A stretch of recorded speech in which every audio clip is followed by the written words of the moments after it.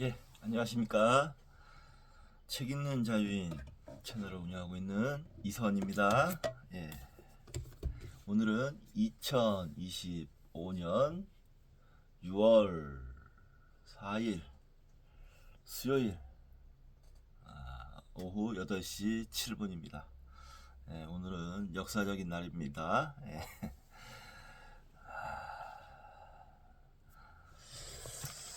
악당 윤석열을 물리치고 이제 드디어 새로운 대통령을 우리 손으로 직접 뽑아서 시작하는 첫날입니다. 이재명 대통령의 시대가 시작됐습니다. 예, 축하합니다. 이재명 대통령님께 바람이 있다면 부디 국민들을 위해서 열심히 일해 주시기 바랍니다. 책 제목처럼 결국 국민이 합니다. 이렇게 쓰셨던 것처럼 오로지 국민을 위해서,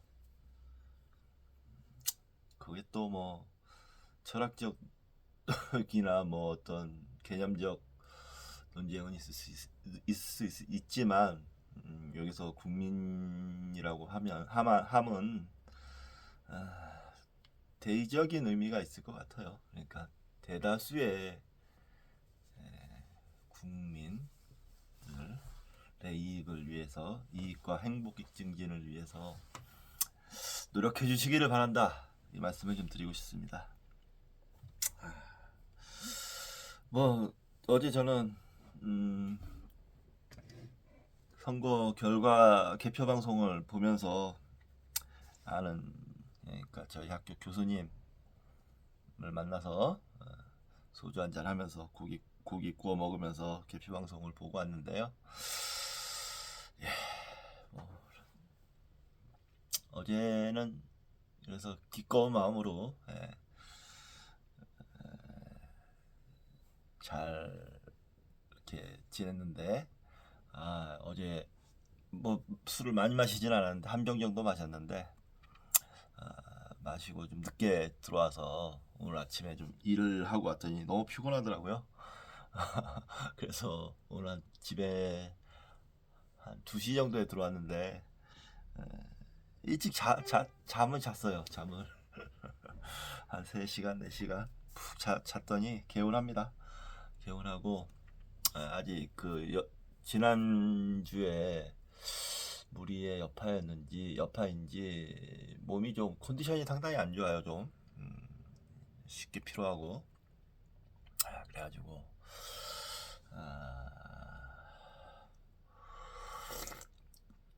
오늘이 수요일 6월 4일이거든요. 이재명 대통령 당선을 축하하는 의미도 있고 하면, 그런 의미에서 연휴를 보내기로 했습니다. 오늘부터 해서 6월 8일 일요일까지 4, 5 오늘 치고 4, 5, 6, 7, 8 내리시기로 했습니다. 박수. 네. 내리시면서 공부 좀 하고 좀 운동도 좀 하고, 좀 자신을 좀 재정비하는 그런 시간을 가지려고 합니다. 예. 그래서 오늘 첫날, 저 개인적 연휴의 첫날, 뭐 돈 좀 뭐 못 벌면 어떻습니까? 설마 뭐 굶어 죽기야 하겠냐? 라는, 뭐 그렇게까지 나가고 싶지도 않고. 자, 아무튼 과감하게 결정을 내렸습니다. 공부도 해야 됩니다, 저는. 네. 자, 그래서 이번 시간은 제3의 침팬치 4부 5부까지 있는데, 4부 세계 정복자 편을 공부하도록 하겠습니다. 그 전에 책을 또 한 권 소개시켜 드릴게요.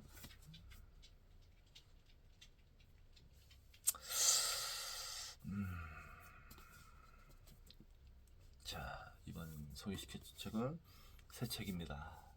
평등의 짧은 역사, 토마 피케티 지음, 전미연 옹김, 도서출판 그러나에서 나왔습니다.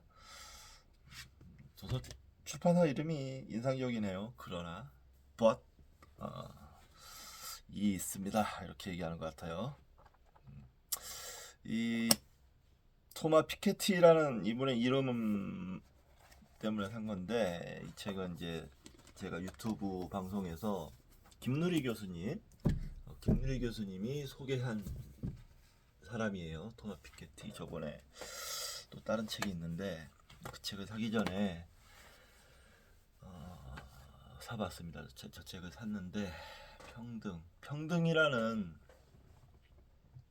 개념이 이제 저한테 다가오기 시작했거든요. 지금 제가 인간의 생물학적 역사, 요소 이런 거에 대한 공부를 좀 하고 있는데, 그 공부를 할수록 인간의 역사에서 불평등이 어떻게 탄생했고 그 불평등을 극복해 나가는 과정에도 관심이 좀 생기기 시작했어요. 그래서 평등이라는 요즘 그 단어가 인간에게 평등이란 무엇인가, 이런 문제의식이 생기기 시작했거든요. 그런 일환에서 샀습니다. 여러분 요즘 공정 하는데요. 공정이 그렇게 최상의 가치가 아니다라는 거를 김누리 교수님 그 강의를 들으면서, 대담을 들으면서 깨달았어요. 공정이라는 건 경쟁을 전제로 해야만 의미가 있는 겁니다. 가치가 생기고. 그러니까 굉장히 하위 개념인 거예요. 경쟁의 하위 개념. 예를 들어서 공정한 협력, 이런 얘기가 있습니까? 공정한 평화, 공정한 성공. 성공은 빼겠습니다. 아무튼 이런 얘기는 성립될 수 없죠. 공정이라는 건 그러니까 경쟁을 전제로 했을 때만 가치를 갖는 거기 때문에, 그렇게 대단한, 우리에게 그렇게 대단한 가치를, 높은 수준의 가치를 갖는 개념은 아닌 거예요. 근데 지금 이 사회는 그냥 공정하면서 공정이 마치 뭐든 다 해결할 수 있는 것처럼 얘기를 하고 있는데, 아닙니다. 아무리 공정해도 거기에는 패배자가 있고 실패자가 있고 낙오자가 있고 거기에 따른 불행은 생기게 마련입니다. 그래서 그런 문제의식이 갖게 되면서 이제 저쪽도 공부를 해보려는 마음이 싹트기 시작했습니다. 그래서 지금 제 진도가 굉장히 느리고 느리지만 그래도 언젠가는 공부해야겠다라는 인연의 씨앗을 심는다고 할까요? 그런 의미로 생각하고 있습니다. 그 외에 이런 평등에 관한 책이 그 외에도 조금 제가 찾아보고 있는 책들이 있으니까, 꼭 우리가 공부를 하면 할수록 더 높은 가치를 추구하게 되더라고요. 평등도 마찬가지고 정의, 진실 이런 것도 마찬가지고, 선, 악, 선 이런 것도 마찬가지고, 예술도 마찬가지고, 평화도 마찬가지고, 행복도 마찬가지고, 그렇게 점점 더 높은 가치를 추구하게 되는 게 맞는 것 같아요. 그렇게 되더라고요, 저 같은 경우는. 그렇게 또 추구하는 게 맞는 것 같아요. 예, 이거는 사실 명제와 당위 명제가 같이 가는 것 같습니다. 예, 제가 생각하기에는 그런 생각이 들었어요. 자, 이번 시간 제3회 침팬지 제4부 세계의 정복자 제13장 최후의 첫 대면, 제14장 어쩌다가 정복자가 된 인간들, 제15장 말이라는 건 타는 말입니다. 말, 히타이터, 그리고 역사, 제16장 종족 학살의 성향, 이렇게 있습니다. 제4부도 묵직묵직한 주제들이 이어지고 있어요. 근데 제레드 다이아몬드님 교수님 책을 읽다 보면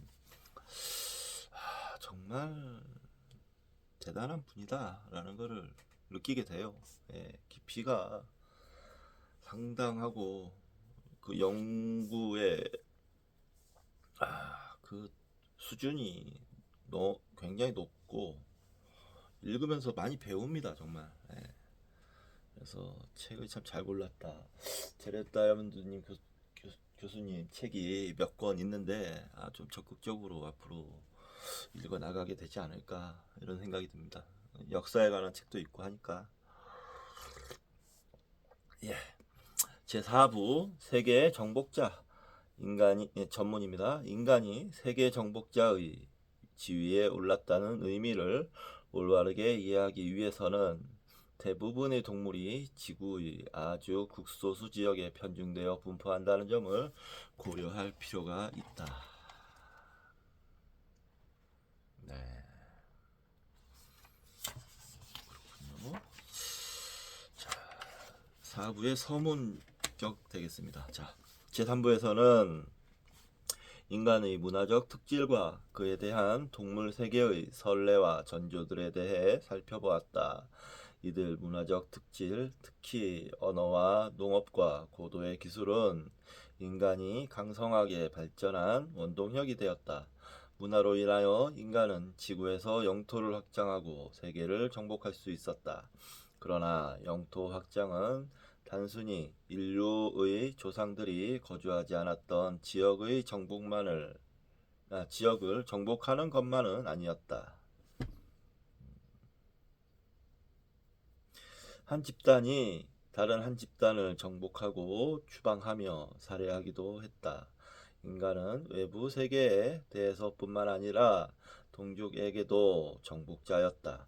따라서 영토 확장은 동물에게서는 찾아보기 힘든 인간만의 특질이었다. 그렇죠. 이게 제가 총균세에서도 그 총균세 나타나는 그 유명한 지도, 인류가 비옥한 초승달 지대에서부터 이렇게 퍼져나가는 지도를 보면서 했던 생각이, 인간은 결국 인간을 피해 도망치면서 전 세계로 아시아, 시베리아, 오세아니아, 남북 아메리카 이렇게 퍼져 나간 것 같다. 또 거기 내용에서도 보면 그렇고, 결국에는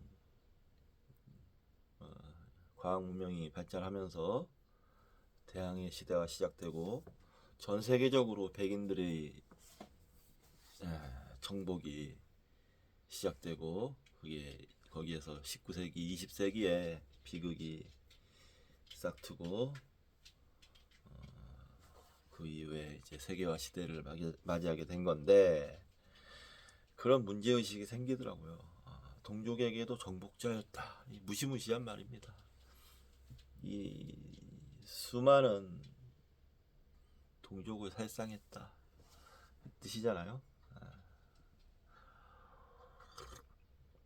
앞으로 더 말씀드리겠지만, 그렇다고 인간이 이런 생물학적 근본에서 시작했기 때문에 인간은 결국 이 생물학적 근본 이유로 인해서 파국을 맞을 것이다 라고 한다면 그건 운명론적인 말이에요. 인간 존엄을 믿지 않는 얘기라고 생각합니다. 우리는 이런 상황을 잘 아는 정도의 인간이라면, 객관적으로 볼 수 있는 정도의 인간이라면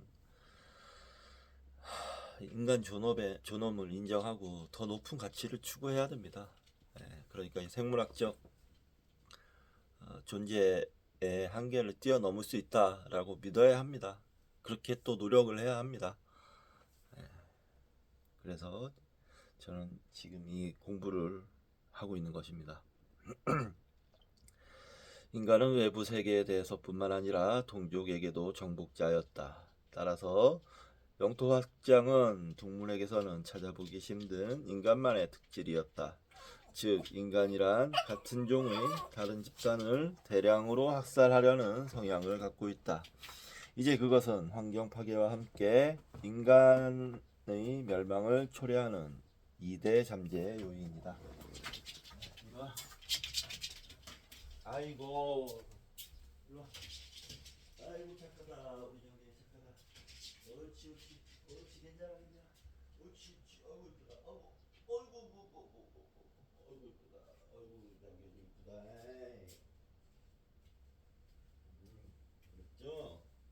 아빠가 안 놀아줘서 섭섭했죠? 아빠하고 같이 책 읽자. 알았지? 자. 즉 인간이란 같은 종의 다른 집단을 대량으로 학살하려는 성향을 갖고 있다. 이제 그것은 환경 파괴와 함께 인간의 멸망을 초래하는 2대 잠재의 요인이다. 이 인간의 폭력성과 폭력성과 공격성을 조심하라 라는 경고죠. 이렇게 보면 참 우울하기도 합니다. 체크해 놓겠습니다. 사실 이게 방금 이 대목이 인간이란 같은 종의 다른 집단을 대량으로 학살하려는 성향을 갖고 있다. 이제 그것은 환경 파괴와 함께 인간 멸망의 초래하는 2대 잠재의 요인이다. 이게 이 책의 주제입니다.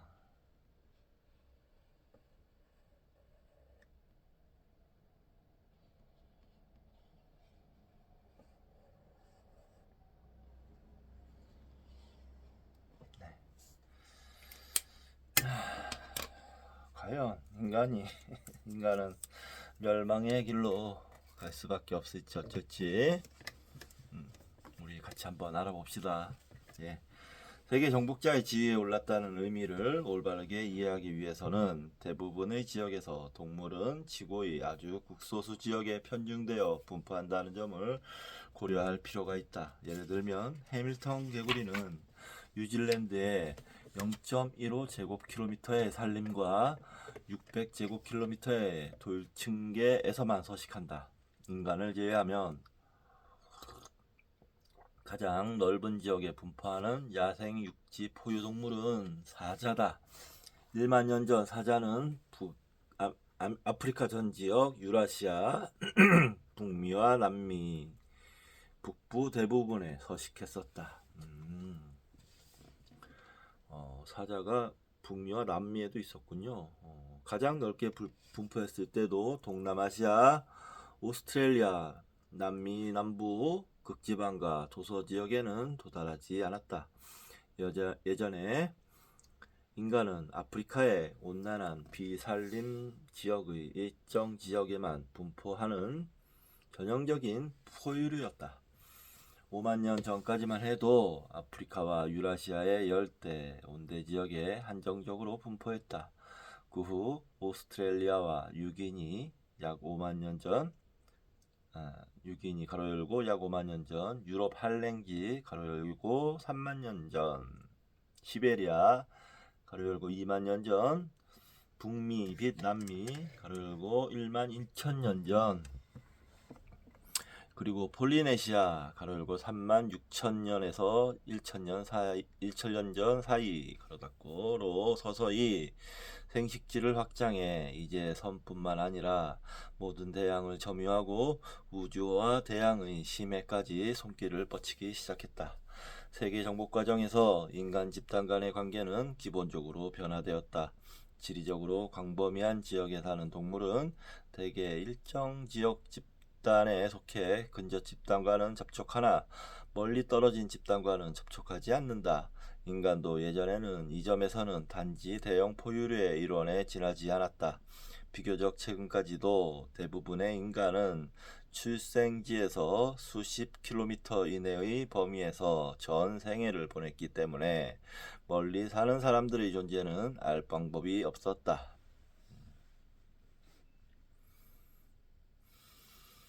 네. 그리고 근접 부족과의 관계는 교역과 외지인을 싫어하는 적대 감정이 불안하게 조화를 이룬 상태였다고 특징 지을 수 있다. 그러한 분단으로 각 집단은 독자적 언어와 문화를 점점 더 발전시켰으며 그러한 언어와 문화 때문에 분화가 더욱 심해졌다.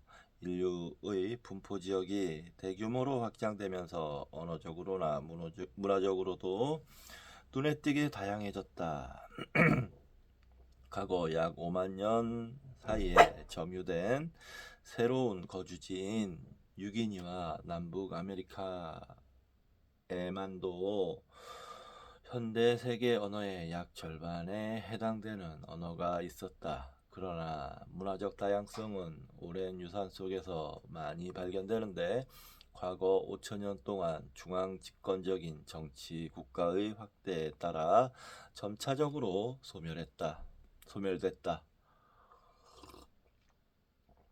여행의 자유. 이것은 현대의 발명이다. 여행의 자유는 오늘날 우리의 언어와 문화의 균일화를 더욱더 촉진하고 있다. 그러나 세계의 몇몇 지역, 가로 열고 특히 유기니에서는 석기 시대의 생활 방식과 기술에서 벗어나지 못하고 외지인을 싫어하는 전통적인 풍습이 아직까지 그대로 남아있어 세계의 다른 지역이 예전에는 어떤 풍습이었는가를 짐작할 수 있게 한다. 늘어나는 인간의 집단이나 종족 간의 갈등이 어떠한 결과를 초래하는가는 집단 간의 문화적 특징에 따라 크게 영향을 받는다. 특히 결정적인 요인은 육해군의 기술, 정치 체계, 그리고 농업상의 차이에서 비롯되고 있다. 앞선 농경 기술을 가진 집단은 인구도 더 많아져 군사적으로 유리하며 항구적인 군사적 요새를 지킬 만한 힘을 길러서 소수 집단은 해결하기 힘든 전염병에 대해서도 방역 체계를 구축하여 효과적으로 대응할 수 있게 되었다. 예전에는 이러한 문화적 차이의 대부분은 정복자인 선진 민족이 피정복자인 미개 민족보다 유전적으로 우수하기 때문이라고 믿었다. 그러나 그런 유전적 우수성에 대한 증거는 찾아볼 수 없다. 유전이 그러한 역할을 했을지도 모른다는 가능성에 대해서도 쉽게 반론을 제기할 수 있다.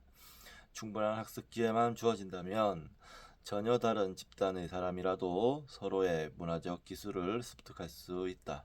석기시대 부모에게서 태어난 유기니인이 비행기를 조종하며 아문센과 노르웨이인 대원들이 에스키모의 개썰매 조종법을 습득하여 남극까지 도달했던 것이다.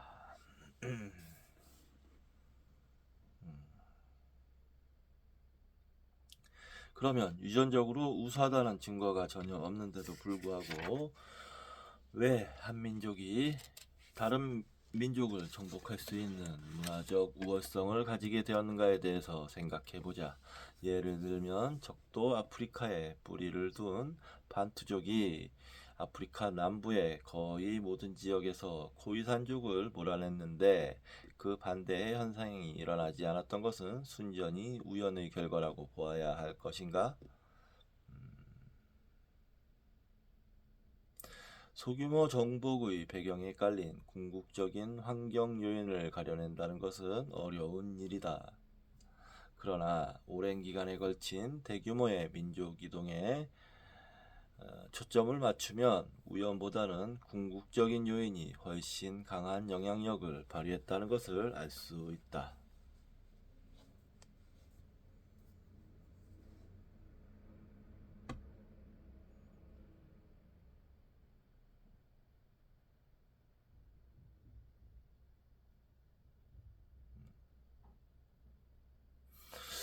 우연보다는 궁극적인 요인이 생각해 볼 만한 문제네요. 네. 그러므로 다음 두 장에서는 인류사에서 최근 발생한 두 가지 대규모의 민족 이동에 관해 검증해 보고자 한다.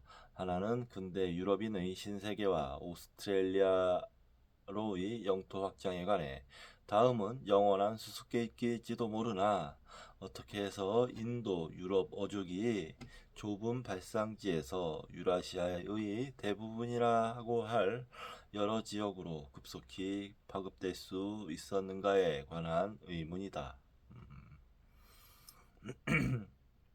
네, 각기 다른 인간 사회의 문화나 경쟁력이 생물 지리적인 유산에 의해서 어떻게 형성되어 왔는가, 특히 농산물 재배화와 가축화가 가능한 동식물종에 의해서 어떻게 형성되어 왔는가를 전자는 확실하게, 후자는 추론으로 살펴보기로 하자.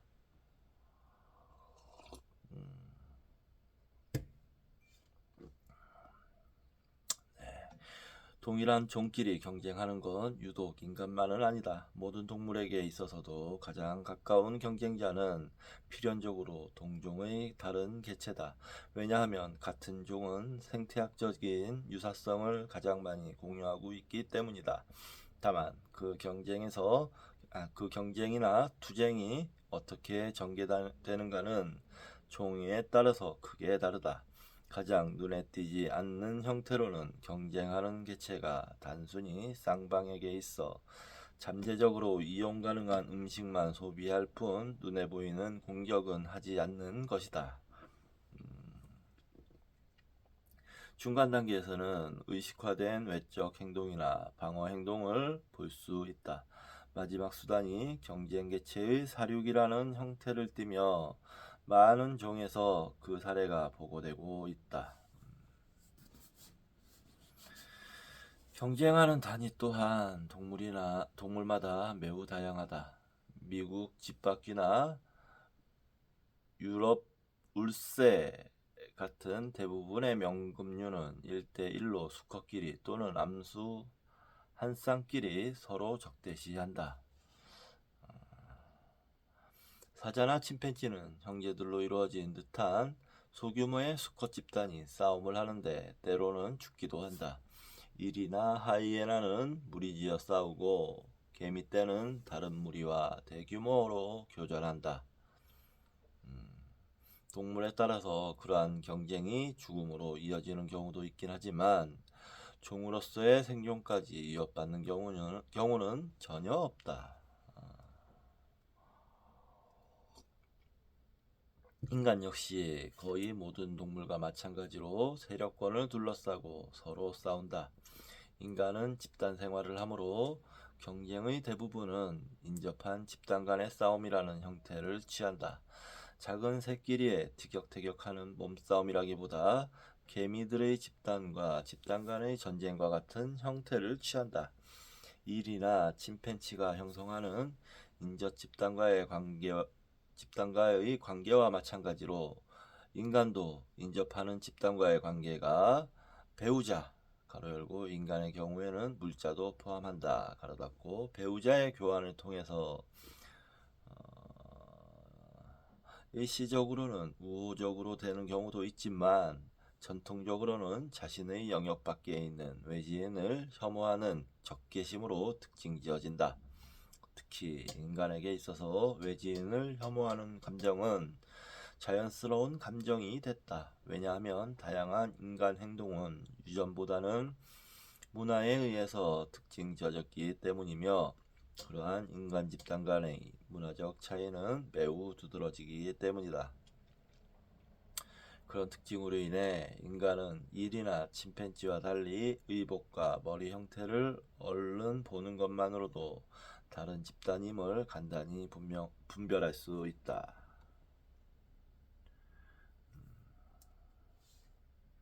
당연한 일이지만 최근의 원거리 대량 살인 병기 개발로 인해서 인간의 외지인을 기피하는 현상은 침팬지보다 더욱 치명적인 위험 상태가 조성되었다.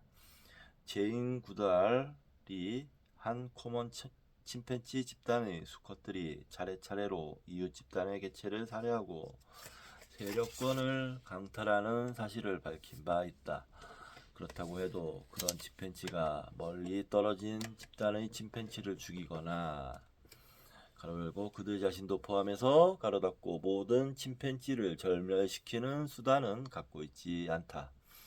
외지인 기피로 인해 일어나는 사륙은 동물계에서도 많은 선례가 있으나 유일하게 인간만이 종으로서의 몰락을 초래할 만큼의 대량 사륙의 위협으로까지 수단을 발전시켜 왔다. 인간 자신의 존재에 대한 위협은 이제는 예술과 언어와 더불어 인간의 중대한 특질이 되어버렸다. 4부에서는 인간의 대량 학살 역사를 돌아보고 나치의 다카우 소각장과 근대적인 핵전쟁을 빚어낸 추악한 전통을 파헤쳐 끝을 맺고자 한다. 네. 아이고, 대단히 묵직한 주제입니다. 예, 이 책의 하이라이트 가 될 것 같아요. 이제 3부가 과연 인류는 존속할 수 있을 것인가? 얼마나 존속할 수 있을 것인가 라고 해야 될까요? 얼마나 존속할 수 있을 것인가? 네, 궁금합니다. 네. 인류의 미래에는 과연 어떤 모습으로 펼쳐져 나갈 것인가?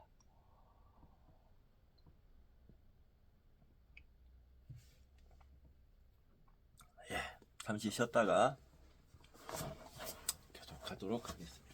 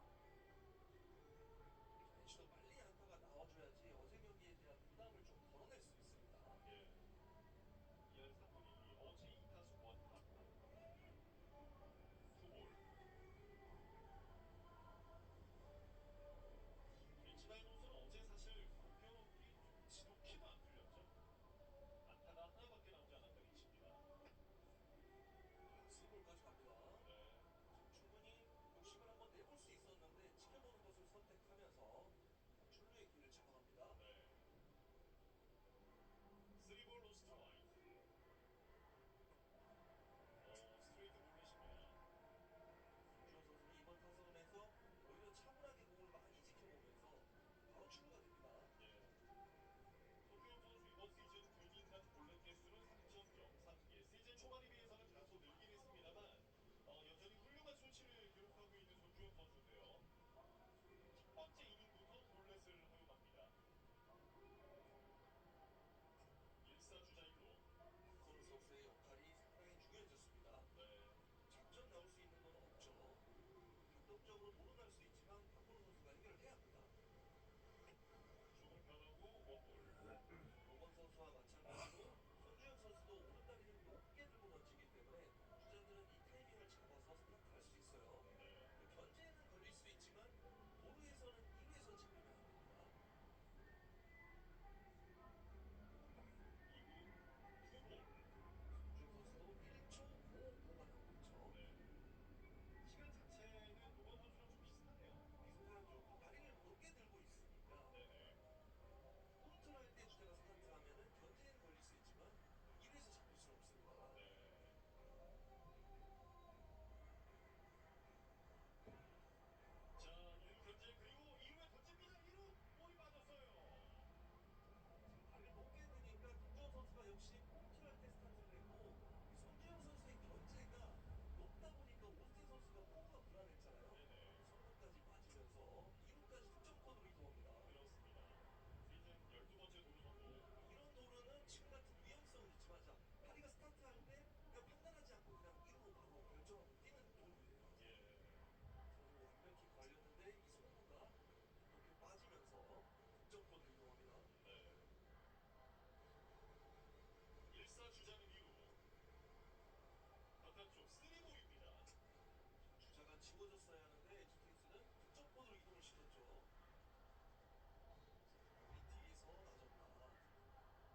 우리 뒤에서 나졌다. 그래서 2루까지 갔으면 지금 투구 동작이면 2루에서 3루도 선취점을 위해서 가야 합니다. 예. 지켜봅니다. 3-1. 주자 2루 나가니까 투구컵이 더 커지고 1초 60까지 시간이 늘어납니다. 예.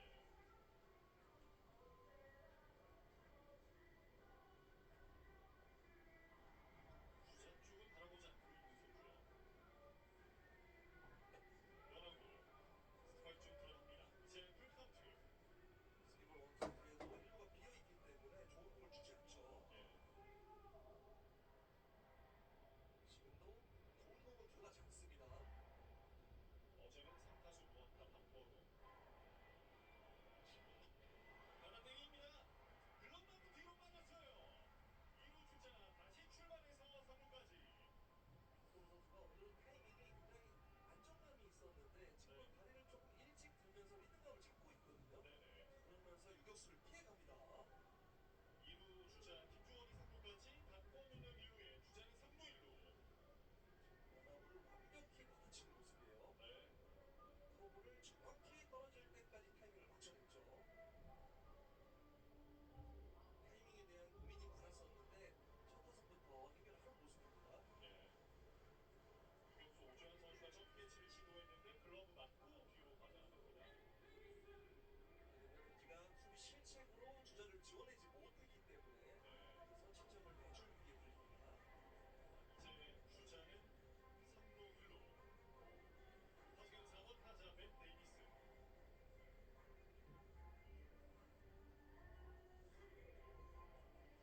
데이비슨 선수도 어제 경기에서는 안타가 없습니다. 최근 3경기 연속 무안타.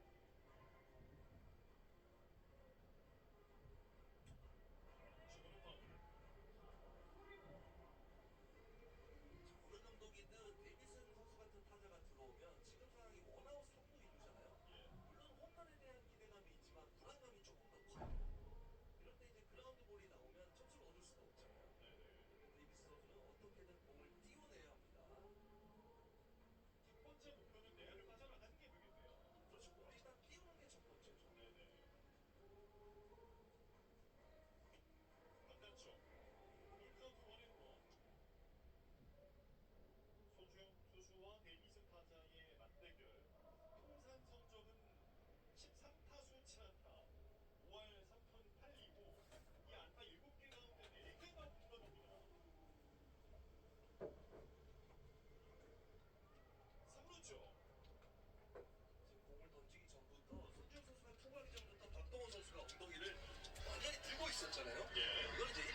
신경 쓰는 것보다는 3루에 체크를 하겠다는 뜻이었어요. 예.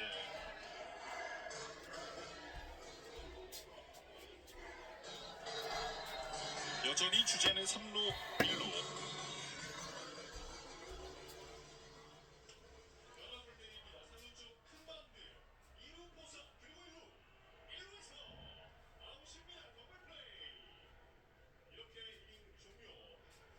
시나인 모습 득점의 꿈을 이루지는 못합니다. 오늘의 경기는 0대 0으로 출발합니다. 잠시 뒤에 계속되겠습니다.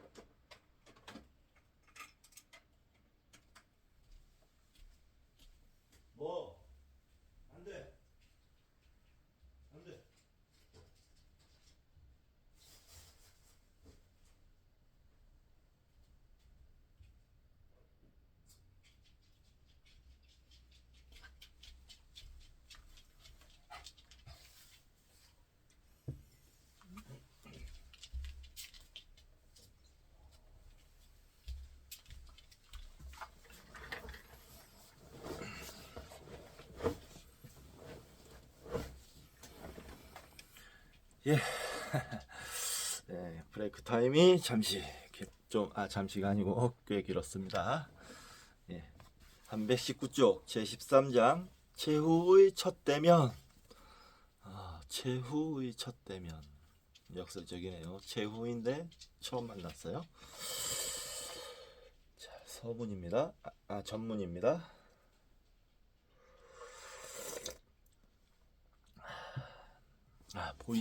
보이차를 샀는데 맛이 뭐 괜찮네요. 네. 진하네요, 아주. 자, 인간 집단은 다른 동물과 마찬가지로 그 지역의 기후나 질병에 대응하도록 유전적으로 형성되어 있어서 자신이 살고 있는 땅과 아주 가까운 집단의 지역이 아닌 먼 세계에 관해서는 무지했다. 하지만 기술 변혁으로 급속하게 외지인과의 접촉이 이루어졌다.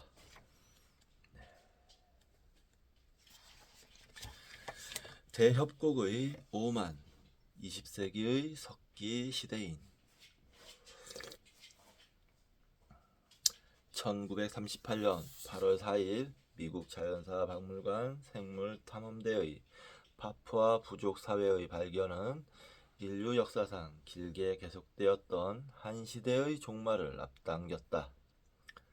이날 제3차 아치볼드 탐험대 가로열고 탐험대 대장 리처드 아치볼드 가로닫고의 전진 부대는 서유기니의 무인지대라고 여겨져 오던 발림강의 대협곡에 바깥 세계 사람으로서는 최초로 발을 들여 놓았다.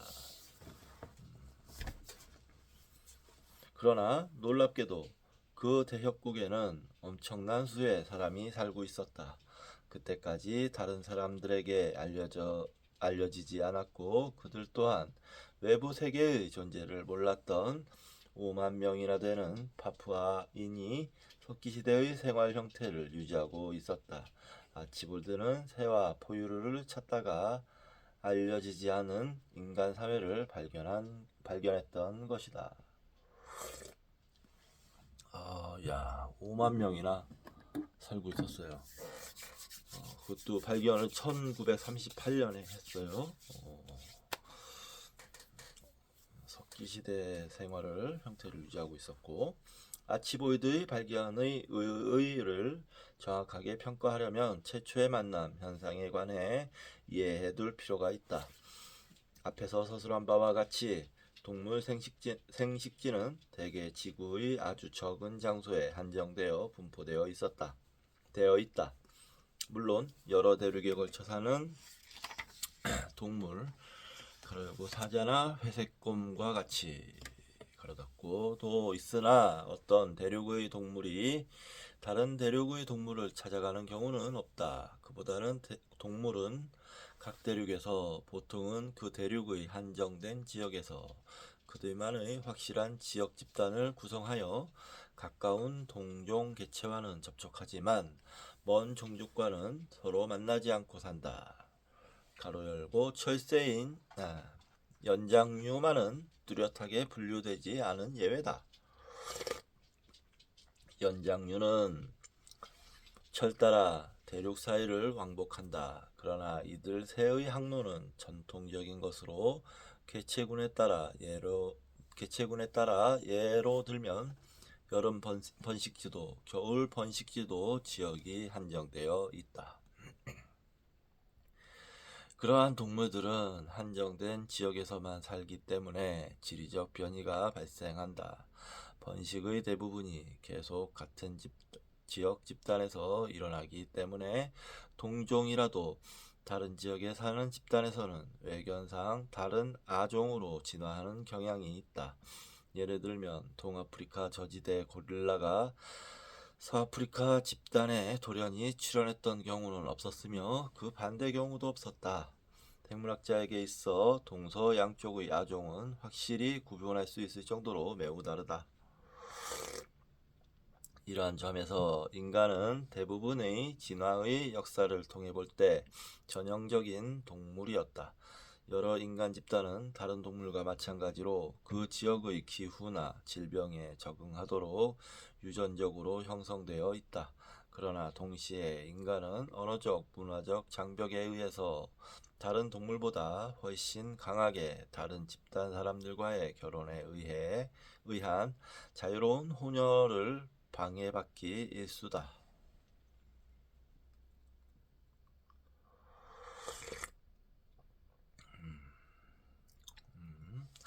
인류학자가 인간의 나체를 보고 그가 어디 출신인지 대략 추측할 수 있다면 언어학자나 패션 디자이너는 훨씬 더 정확하게 그 사람의 출신지를 맞힐 수 있다. 그런 사실은 어떻게 인간 집단이 한 장소에서 이동하지 않고 살아왔나 하는 것을 증명한다. 인간은 여행을 좋아한다고 생각하는 경향이 있는데 인류의 진화가 진행된 수백 년에 걸친 사실에 비춰보면 그런 추측과 전혀 다른 정반대의 현상이 나타나 있다. 인간 집단은 자신이 살고 있는 땅과 아주 가까운 집단의 땅보다 먼 세계에 관해서는 알지 못했다.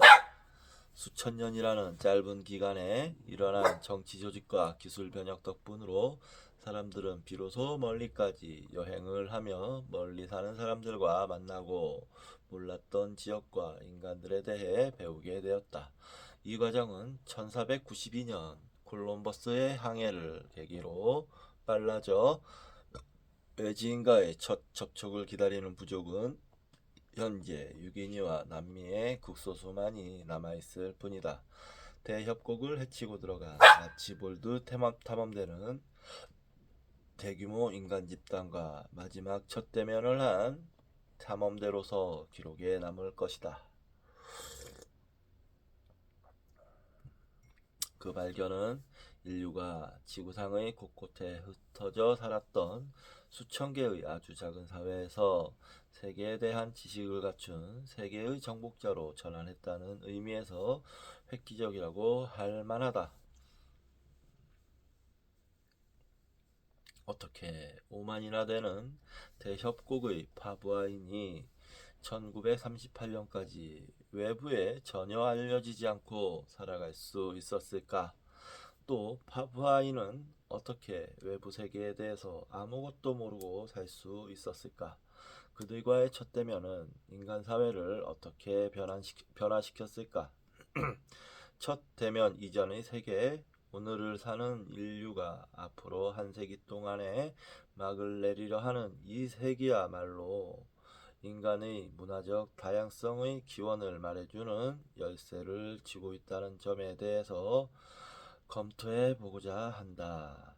세계의 정복자로서의 인류는 이제 50억을 넘어서고 있지만 농경 사회로 발전하기 이전에는 전 인류를 통틀어 1천만 명의 인구밖에 없었다. 그러나 아이러니컬하게도 인구가 증가할수록 문화적 다양성은 급속히 감소된다.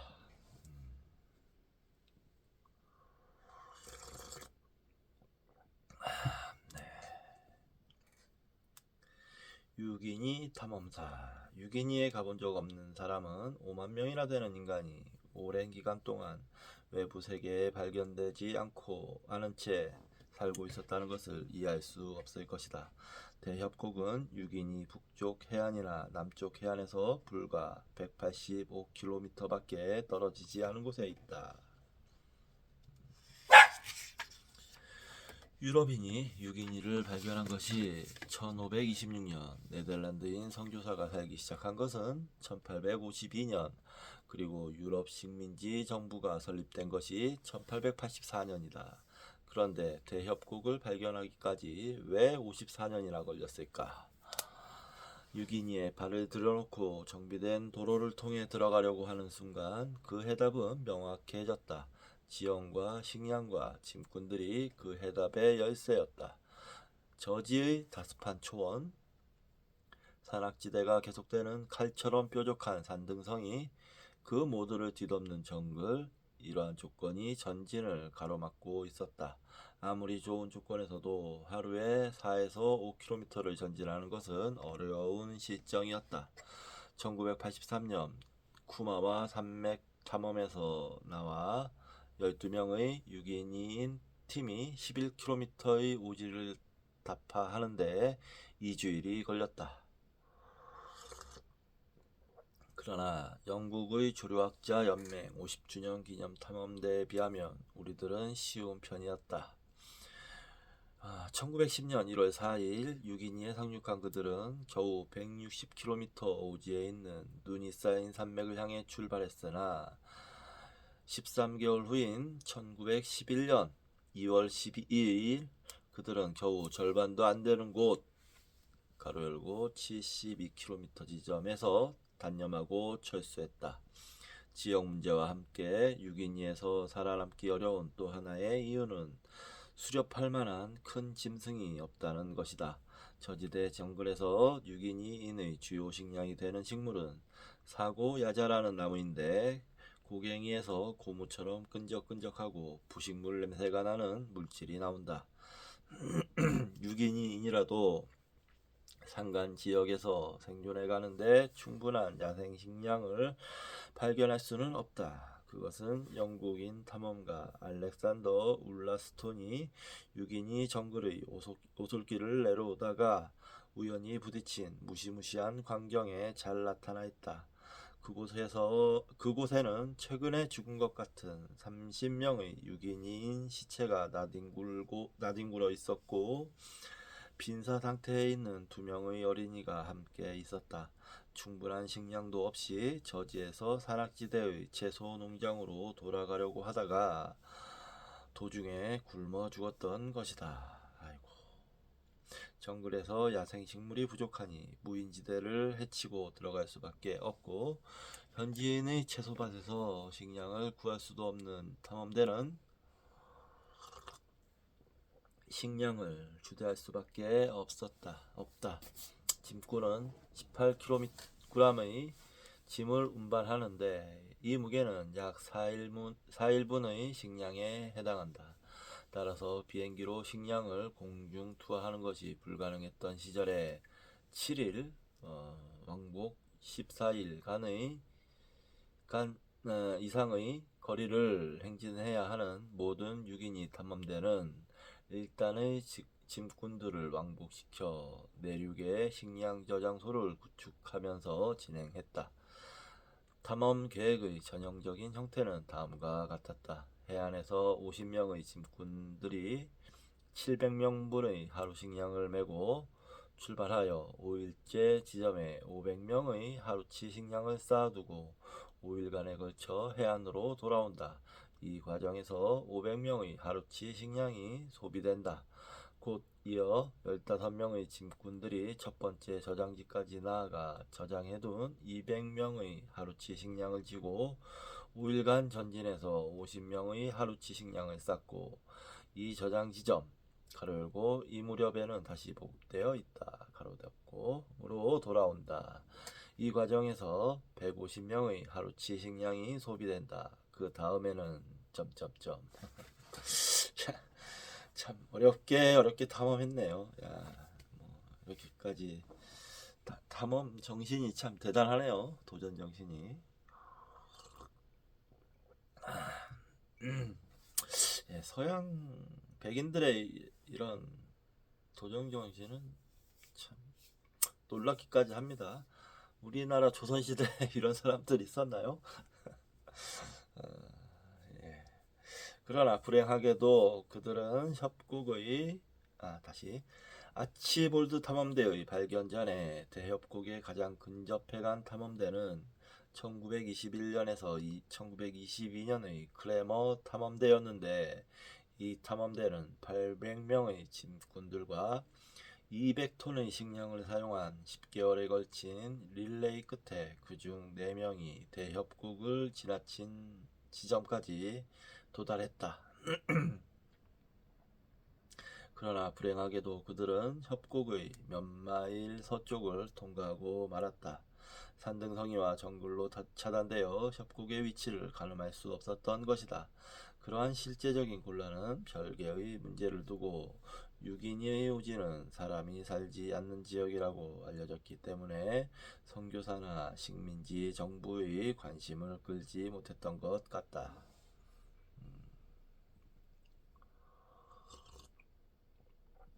해안가 강가에 상륙한 유럽인 탐험대는 사고야자와 물고기를 먹고 사는 많은 저지대 부족만 발견했을 뿐 가파르고 험준한 산록의 언덕에서 생계를 꾸리며 살고 있는 사람들의 존재는 여전히 모를 수밖에 없었다. 북쪽 해안에서도 남쪽 해안에서도 둘러싸인 유기니의 주요 능선은 급격한 경사를 드러내고 사람들은 산의 북쪽 또는 남쪽의 경사면에 살고 있을 것으로 추측되었다.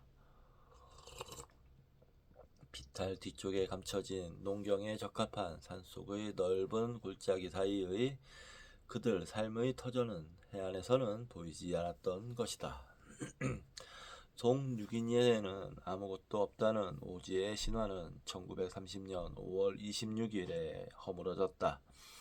금을 캐기 위해 비스마르크 산맥 능선을 넘어온 두 명의 오스트레일리아인 광산 기사인 마이클 리히와 마이클 두어가 그날 밤 골짜기 사이를 굽어보니 놀랄 만큼 많은 불빛이 보였다. 그것은 수천 명이 되는 사람들이 저녁밥을 짓기 위해 피우는 불이었다. 선유기니 신화의 종말은 1938년 6월 23일 아치볼드의 두 번째 시찰 비행 때문에 깨어지고 말았다. 인적이 거의 없었던 정글 상공을 몇 시간 동안 비행한 후 아치볼드는 마치 네덜란드 같은 전경의 대협곡을 발견하고 매우 놀랐다. 정글 없이 확 트인 관계용 도량으로 정확하게 구분되는 작은 밭, 그리고 드문드문 흩어진 부락, 수상 비행기를 착륙시킬 만한 땅이 있는 가장 가까운 호수와 강 주위에 아치볼드가 캠프를 치고 캠프에서 순찰대가 대협곡에 도달하여 주민들과 첫 대면을 하기까지 무려 6주일이 걸렸다.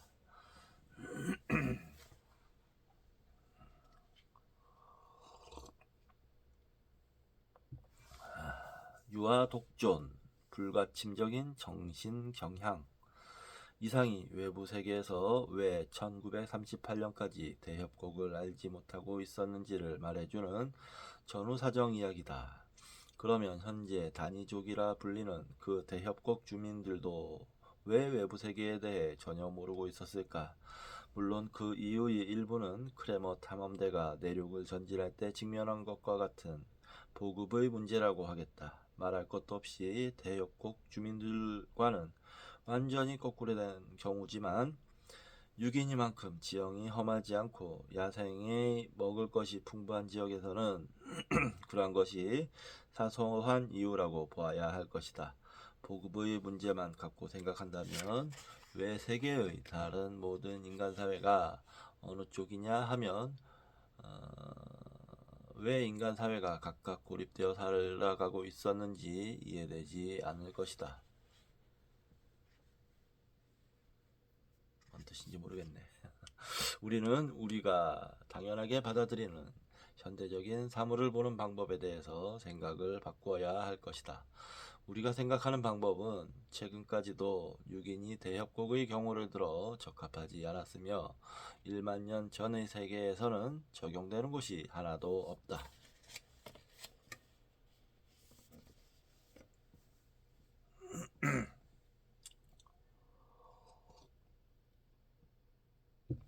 지구는 이제 모든 정치적인 국가로 분할되어 국민들은 국내든 국외든 많든 적든 자유롭게 여행할 권리를 누리고 있다. 북한처럼 계속 외국인을 싫어하는 소수 나라를 제외하면 시간과 돈과 그럴 마음만 있다면 누구든지 어느 나라든 방문할 수 있다. 그 결과 사람과 물자가 세계 속에 확산되어 이제는 모든 대륙에서 코카콜라를 비롯한 많은 상품을 언제든 입수할 수 있다. 1976년에 태평양의 랜델 섬을 방문했을 때 내가 겪었던 당혹스러운 한 사건이 기억난다. 그곳은 멀리 고립된 섬인데 수직의 해안이 우뚝 솟아 모래사장이 없고 산호가 갈라진 듯한 모양의 경치로서 극히 최근까지 폴리네시아 문화가 보존되어 있었다. 새벽에 해안을 출발해 인적이 없는 정글을 터벅터벅 걷던 나는 늦은 오후에 드디어 앞쪽에서 여성의 목소리를 들었고 작은 음악을 발견했다. 그 순간 풀립 치마를 걸치고 가슴을 드러낸 아름답고 때묻지 않은 폴리네시아 아가씨가 이 멀리 떨어진 외딴 섬에서 나를 기다리고 있었구나 하고 상상했다. 그러나 내가 본 것은 살찐 여인과 그 남편이었다. 실망은 그것만으로도 충분했다. 그러나 용기 있는 탐험가라는 자아상은 그녀가 입고 있는 위스콘신 대학의 스웨트 셔츠를 본 순간 완전히 깨어지고 말았다. 그와는 반대로 지난 1만 년을 제외한 인류의 역사상 자유로운 여행은 불가능했으며 스웨트 셔츠가 유행한 적도 거의 없었다. 각 마을과 부족은 정치적인 단위를 구성하여 이웃 집단과 전쟁, 휴전, 동맹, 교역을 계속 반복하면서 살았기 때문에 유기니 고지인은 출생지에서 20km를 벗어나지 않고 일생을 보냈던 것이다. 전쟁을 수행 중에 급습작전으로 이웃 부족의 토지에 몰래 들어가 휴전 중에 허가를 얻어 들어가는 것은 몰라도 전쟁을 수행 중에 급습작전으로 이웃 부족의 토지에 몰래 들어가거나 휴전 중에 허가를 얻어 들어가는 것은 몰라도 인접한 지역의 또 다른 저편까지 여행하는 것은 그곳의 사회구조상 근본적으로 불가능했다. 관례가 없는 낯선 사람을 받아들이기는커녕 낯선 사람이 찾아온다는 자체마저 상상조차 할 수 없었다. 침범을 허락하지 않는 그러한 경향은 최근에도 세계 곳곳에 남아있다고 한다. 나도 유기니에서 야생조류를 관찰하러 갈 때는 항상 일부러 가장 가까운 마을에 들려 그 지역에 있는 야생조류를 조사하는 일에 대한 원주민들의 양해를 구했다. 나는 처음에 그런 사전 양해를 받지 않고 또는 엉뚱한 마을에 양해를 구했거나 보트로 강을 거스러 올라간 적이 2번 있었는데 돌아올 때 영지를 침략당한 것에 분노하여 카누를 타고 돌을 던지는 마을 사람들 때문에 위험한 고비를 겪었다. 서유기니 일로피족과 생활할 때 내가 인근 파유족 영지를 거쳐 가까운 산에 오르려고 하자 일로피족은 파유족이 당신을 죽일 것이라고 아무렇지도 않게 말했다. 유기니인의 사고 방식으로는 그런 일은 매우 당연하고 자명한 일인 것 같았다. 물론 파유족들은 침범자가 누구든 살해할 것이다. 그들이 우매하게도 외지인들이 들어오는 것을 결코 허용하지는 않을 것이 아니겠는가? 외지인들은 커다란 사냥감을 수렵하고 여자를 범하며 질병을 옮기고 앞으로의 전쟁에 대비하여 지형을 정찰할 것이기 때문이다. 문명과 접촉하기 이전의 사람들도 인접지역과 교역을 하고 있으나 대개는 그들만이 유일한 인간이라고 여겨왔다. 지평선에 오르는 불의 연기나 둥실둥실 강에 떠 있는 카누는 다른 사람이 존재하고 있다는 것을 나타냈을 것이다. 그러나 가까운 거리에 다른 사람이 산다고 해도 영지를 떠나 그들을 만나려는 모험은 자살행위나 다름없었다. 한 유기니 고지인은 처음으로 백인이 도착한 1930년 이전의 생활을 회상하며 이렇게 말했다. 멀리 있는 지역은 본 적도 없었다. 알고 있는 것은 산의 이쪽뿐이며 살아있는 인간은 우리뿐이라고 생각했다. 그러한 다른 세계와의 완전한 단절 상태는 현저한 유전적인 다양성을 파생케 했다. 유기니에는 골짜기마다 독자적인 언어와 문화가 있을 뿐만 아니라 독특한 유전적 차이와 풍토병이 있다. 내가 최초로 일했던 계곡은 포레족의 땅으로 과학자에게는 독특한 난치병으로 널리 알려진 곳이다. 구루병 또는 웃는병이라고 하는 이 치명적인 바이러스성 질환이 이 고장에서의 사망 원인 중 과반수, 가로 열고 특히 여성을 차지한다. 몇몇 포레족 마을에서는 남성이 많이 살아남아 남녀 상비가 3대 1이 될 정도였다. 포레 지역에서 60마일 서쪽에 있는 카리무이에서는 구루병이 전혀 발생하지 않는 대신 세계에서 가장 발병률이 높은 한센병으로 고생하는 이가 많았다. 그 밖의 부족에서 빈도가 높은 독특한 질환으로는 농아, 남성의 페니스가 결손되는 가반 음양, 성숙기 전의 노화, 사춘기의 지연 등을 들 수 있다. 최근 우리는 영화나 텔레비전을 통해 가본 적도 없는 지구의 여러 지역을 생생하게 볼 수 있고 책으로 읽을 수도 있다. 세계에서 가장 많이 쓰이는 영어를 잘 배우고 쓰기 위한 사전이 있고 소수 언어를 사용하는 곳이라도 세계 주요 언어 중 한 가지는 이해할 수 있는 사람이 있을 것이다. 예를 들면 선교자인 언어학자들은 최근 수십 년 동안 수백 개에 이르는 유기니와 남미 인디언들의 언어를 연구해왔다. 내가 방문했던 유기니 마을에는 아무리 벽지라고 해도 몇 명의 주민은 인도네시아어라든가 신멜라네시아어 중 하나는 알고 있었다. 따라서 언어의 장벽 때문에 세계 정보의 흐름이 차단되는 경우는 없다. 최근에는 세계 곳곳의 사람들이 외부 세계에 관해 직접적인 이야기를 전해 들을 수 있게 되어 자신들에 관해서도 꽤 직접적으로 바깥 세계에 알리게 되었다. 그러나 서로 접촉하기 전에 사람들은 외부 세계에 대해 알만한 방법도 직접적으로 배울 기회도 없었다. 정보는 여러 언어를 통해서 전달되기 때문에 각 단계를 거칠 때마다 정확성이 떨어졌다. 아이들의 전화놀이와 같은 이치다. 여러 아이들이 원형으로 둘러앉아 한 아이가 옆 아이에게 속삭이듯 말하면 그 아이가 또 옆 아이에게 속삭인다. 그렇게 한 바퀴 돌고 처음의 아이에게 다시 돌아오면 맨 처음 한 말은 전혀 엉뚱하게 변해 있을 것이다. 좀 이번 장에서는 좀 군더더기 말씀이 많네요. 네.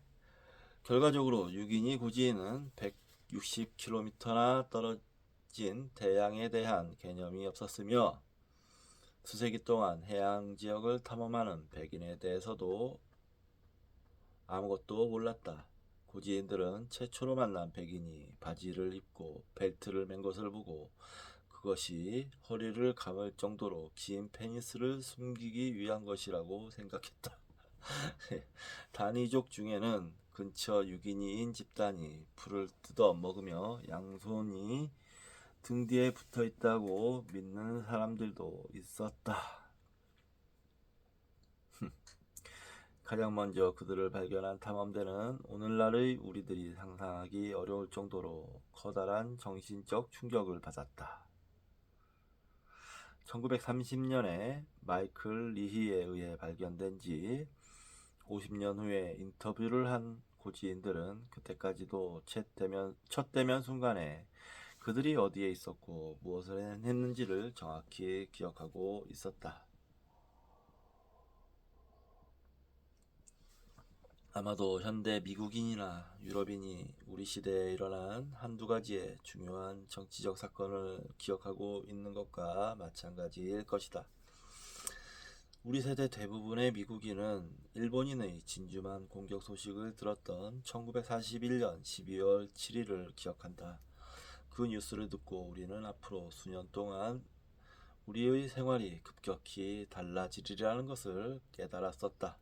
그러나 미국이 겪은 진주만 공격과 그로 인한 전쟁의 충격은 6인이 고지인이 최초로 탐험대를 만났을 때의 충격에 비하면 훨씬 작은 것이었다. 그날을 계기로 그들 세계는 완전히 변했다. 탐험대는 고지인의 물질 문화에 혁명을 가져왔다. 그들이 가져온 쇠도끼와 성냥이 돌도끼와 불을 붙이는 송곳보다 뛰어나다는 것은 바로 알 수 있었다. 탐험대의 뒤를 이은 선교사와 정부 관리는 식민 풍습과 일부 일처, 동성애, 전쟁 등 뿌리 깊은 그들의 문화적 관습을 억압했다. 새로운 관습이 마음이 들어 부족민 스스로 팽개친 풍습도 있었다. 그뿐 아니라 세계가 무엇으로 구성되어 있는지에 대한 고지인의 사고에 더욱 근본적인 동요를 일으킨 혁명이 발생했다.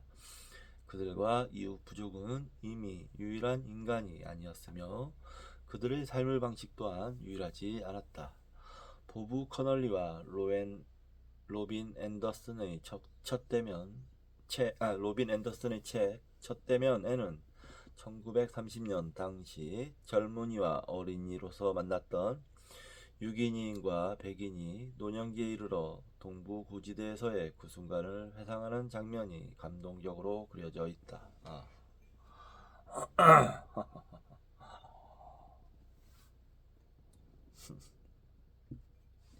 재밌네요. 겁에 질린 고지대 사람들은 백인이 묻은 배설물을 파내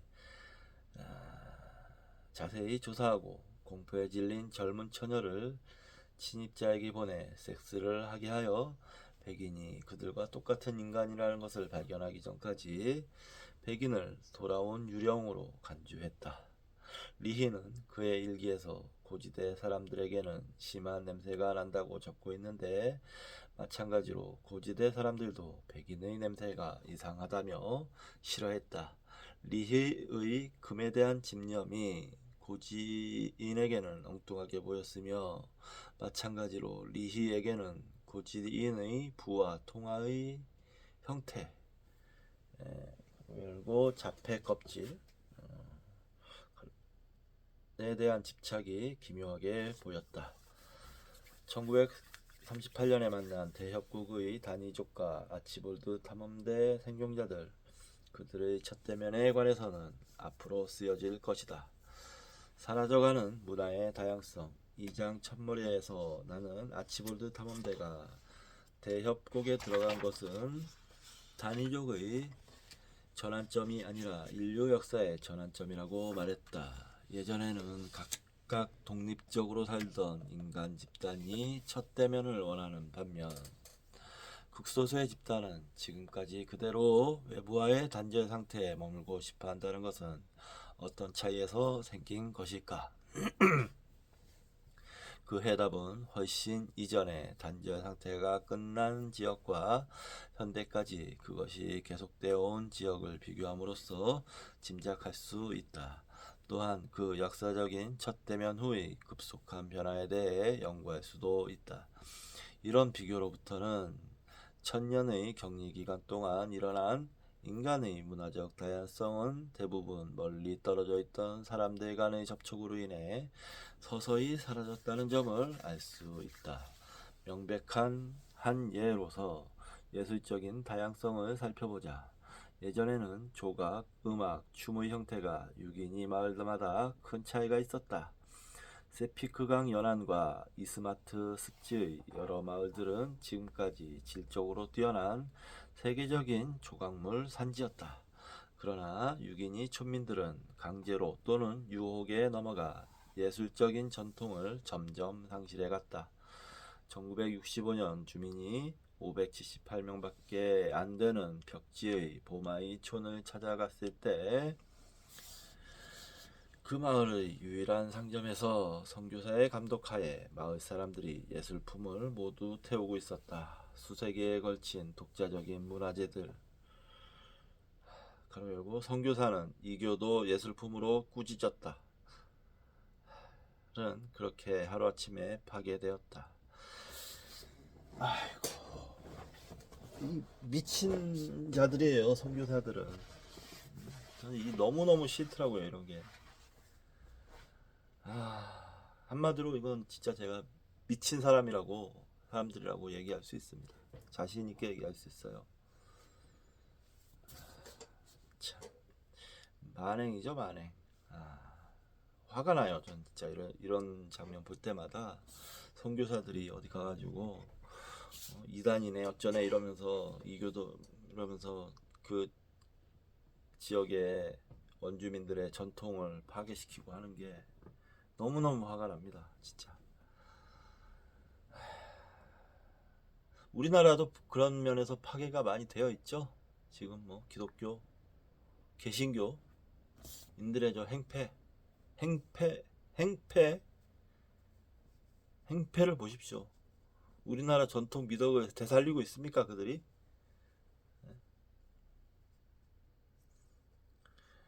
서양의 구구 파쇼 정신이 들어와서 지금 나라를 어지럽히고 있지 않아요? 좀 먹고 있고 암적인 존재들로 지금 사회 혼란을 가중시키지 않습니까? 너무너무 화가 나요, 진짜 그런 거 볼 때마다. 그래서 종교 공부도 앞으로 할 겁니다. 종교 공부할 때 두고 보십시오. 아주 적나라하게 깨주겠습니다, 제가 기독교에 대해서. 자, 1964년 6인이 벽지 마을을 처음으로 찾아갔을 때 나는 통나무 붓과 전통적인 노래소리를 들었다. 그러나 80년대에 다시 방문했을 때는 기타와 록음악 그리고 앰프 소리만 들렸다. 뉴욕 같은 대도시 박물관에 있는 아스마트족의 조각물을 본 사람이나 전기장치가 없는 통나무 북으로 연주하는 빠르고 감동적인 이중주를 들은 사람이라면 이전의 예술을 잃어버렸다는 것이 얼마나 큰 비극인가를 통찰할 수 있을 것이다. 언어 또한 대대적으로 잃어버렸다. 현재 유럽 언어의 대부분은 하나의 어족, 가로 열고 인도 유럽계에 속하며 다 합해도 50개 정도의 언어밖에 없다. 한편 면적은 유럽의 10분의 1 이하이며 인구는 100분의 1 이하에 불과한 유기니에는 약 1000개의 언어가 있고 대부분은 유기니 안의 다른 언어와 전혀 관계가 없다. 평균적인 유기니 언어는 반경 16km 이내에 사는 2000에서 3000명이 말하는 언어다. 유기니 동부고지 오카파에서 카리무이까지 96km를 여행했을 때 나는 포레어 가로 열고 핀란드어처럼 후치사를 갖는 언어 가로 닫고에 포레어의 투다웨어 가로 열고 중국어와 같이 몇 개의 성조 모음이 비음으로 발음되는 언어 가로 닫고에 이르기까지 6개의 언어를 통과했다. 유기니는 언어학자들에게 예전의 세계가 어떠했는지를 보여준다. 갑작스럽게 발전한 농업에 의해 소수 집단이 그들의 언어를 광범위하게 확산시키기 전까지 격리된 각 부족은 독자적인 언어를 사용했을 것이다. 인도 유럽어족이 확대되기 시작한 시기는 고작 6000년 전으로 그 결과 바스커 외의 모든 구유럽어는 소멸되었다.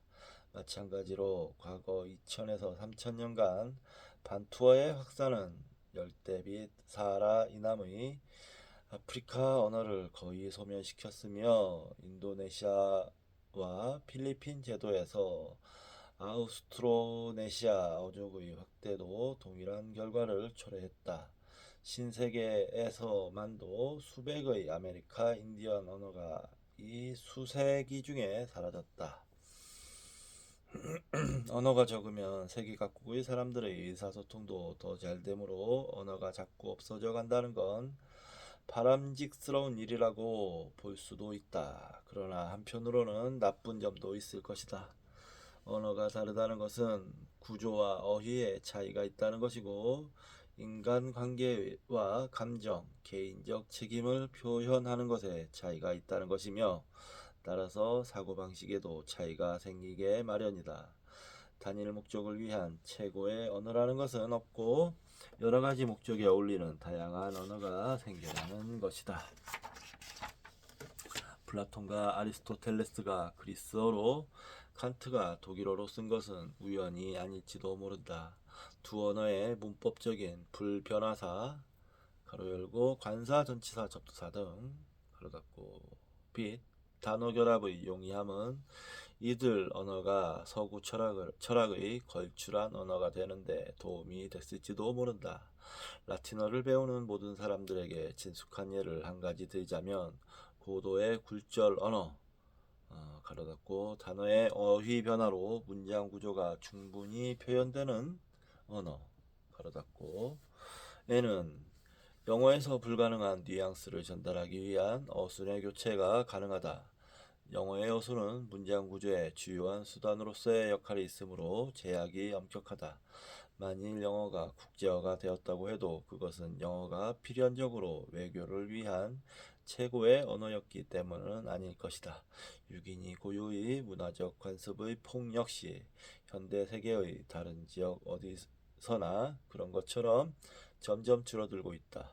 외부와 완전히 고립되고 격리된 부족은 바깥 세계 사람들이 볼 때 도저히 받아들일 수 없는 사회적 실험을 존속시킬 수 있다.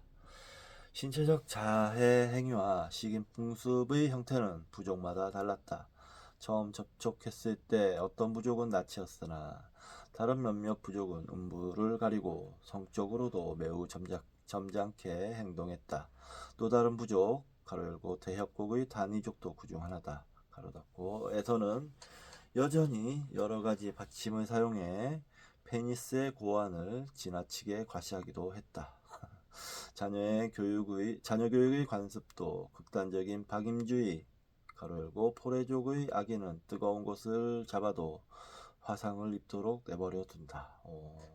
가로 닫고가 있는가 하면 바함족과 같이 나쁜 행실을 한 아이들의 얼굴에 쐐기풀 가시로 문지르는 경우도 있고 쿠쿠쿠쿠족과 같이 아이들을 자살에 이르게 할 만큼 극도로 억압하는 경우까지 실로 다양했다. 양성애를 제도화하고 있는 바투아족의 남자들은 대규모 동성애 건물에서 소년들과 살면서 한편으로는 처와 딸과 어린아들을 위해 독립된 작은 이성애용 집을 구비하고 있었다. 참. 한편 투다웨족은 2층 집을 지어 1층에는 여자들과 아이들과 미혼의 딸과 돼지가 살고 지면에서 사다리로 직접 이어지는 2층에는 남자들과 미혼의 소년이 살고 있었다. 만약 이것이 단지 신체적 자해 행위와 아이들의 자살과 같은 결과만의 문제라면 현대 사회의 문화적 다양성이 감소한다고 해서 애통해하지 않을 것이다. 정말 다양한 형태가 있네요. 이거를 뭐 단지 어떤 생물학적인 경향이다라고 말할 수 없을 정도인 것 같은데요. 제가 보기엔 어떤 잣대로 단 하나의 잣대로 그 문화를 하기는 정말 힘든 것 같아요. 그러나 현재 문화적으로 우세한 사회란 단순히 경제적, 군사적 성공만을 기준으로 삼는 경우다.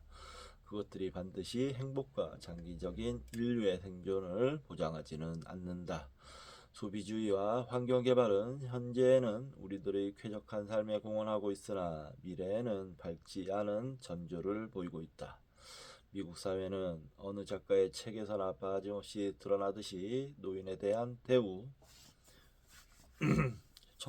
청년기의 혼란, 향정신성 화학약품의 남용, 심한 불평등 등 이미 재난의 조짐을 보이고 있다. 이처럼 모든 영역에서 현재의 또는 첫 대면 이전의 6인 2사회의 대부분은 같은 문제에 대해서 훨씬 훌륭한 해결법을 알고 있었다.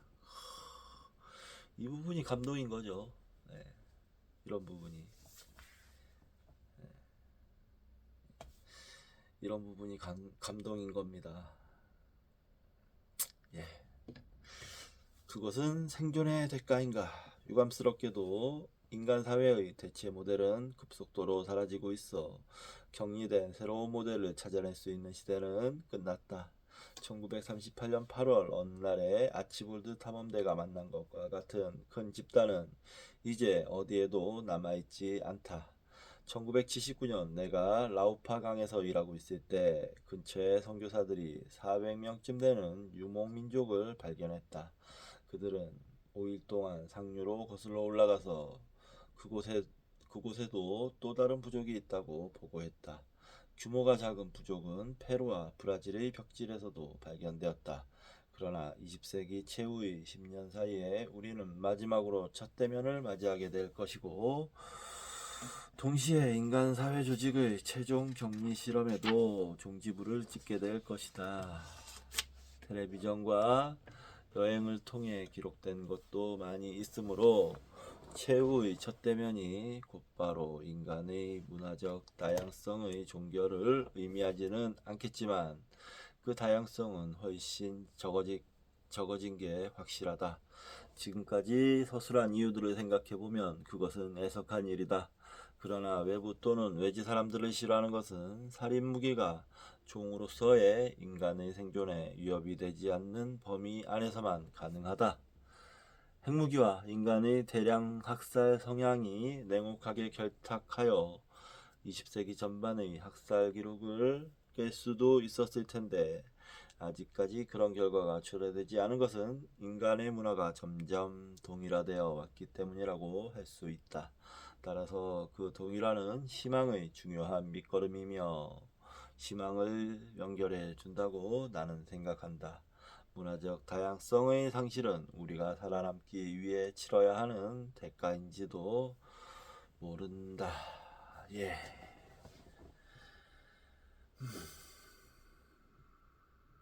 네, 진짜 생각하게끔 하네요.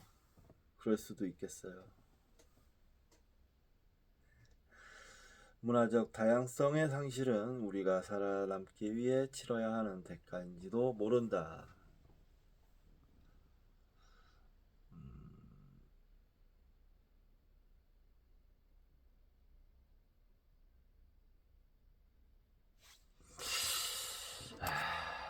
네, 이 부분은 좀 생각해 볼 필요가 많이 있습니다.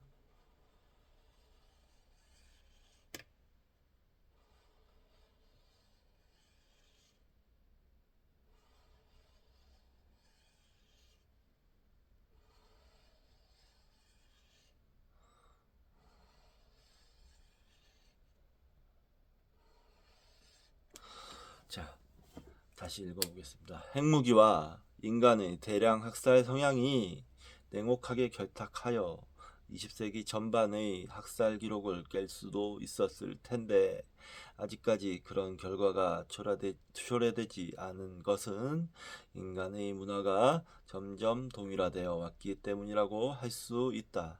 따라서 그 동일화는 희망의 중요한 밑거름이며 희망을 연결해 준다고 나는 생각한다. 문화적 다양성의 상실은 우리가 살아남기 위해 치러야 하는 대가인지도 모른다. 동일화. 과연 우리 인류는 무엇으로 동일화되고 있을까요? 또 어떤 동일화가 가장 옳은 길이 될까요? 그런 것도 찾아봐야 되지 않을까. 그런 생각도 좀 진지하게 해봐야 되지 않을까 생각합니다. 예, 13장 다 읽었고요.